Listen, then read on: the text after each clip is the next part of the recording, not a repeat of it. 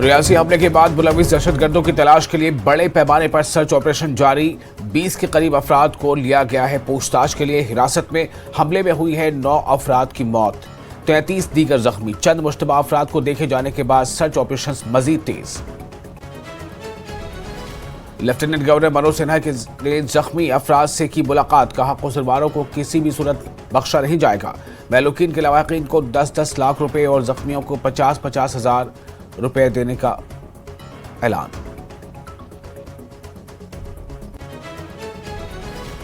यात्री बस पर दहशतगर्दाना हमले की हर समत मजम्मत। कई मकामात पर किया गया पाकिस्तान के खिलाफ एहतजाज। मरकजी हुकूमत से पाकिस्तान के खिलाफ कार्रवाई की मांग, कहा कश्मीर में अमन से बौखला गया है पाकिस्तान।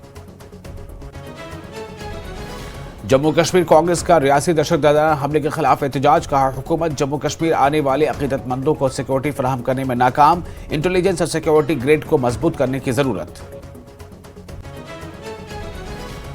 पीडीपी ने की रियासी हमले की मजम्मत। जम्मू कश्मीर में हालात मामूल पर आने के दावों पर उठाए सवाल। बीजेपी ने कहा वादी में अमन, खुशहाली और तरक्की से पाकिस्तान मायूस। मुल्क की मजबूत क़यादत जानती है पाकिस्तान को उसी की जुबान में देना है जवाब।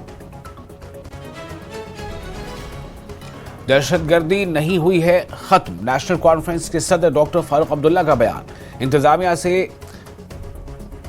को अमरनाथ यात्रा का ख्याल रखने पर दिया जोर। ओहदा संभालने पर वजीर आजम को मुबारकबाद पेश। नफरत के माहौल को खत्म करने पर दिया जोर।